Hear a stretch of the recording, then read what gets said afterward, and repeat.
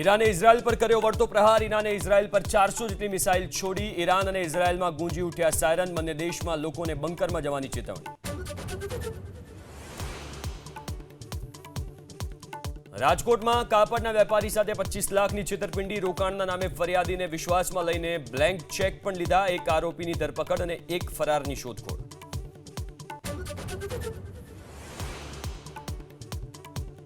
વાવ થરાદમાં ડ્રગ્સનું વેચાણ કરતા આરોપીની ધરપકડ. એસઓજીએ બાતમીના આધારે કરી કાર્યવાહી. પોતાના બાઇક પર જ ડ્રગ્સનું વેચાણ કરતો હતો આરોપી.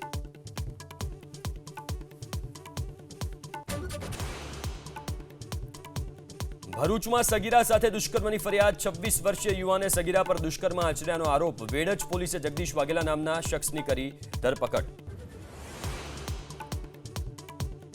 સુરતના માર્કેટ વિસ્તારમાં આગની ઘટના. મિલેનિયમ માર્કેટમાં આગ લાગી. ફાયર વિભાગની ટીમોએ ઘટના સ્થળે પહોંચીને પાણીનો મારો ચલાવ્યો. આગ લાગવાનું કારણ અકબંધ.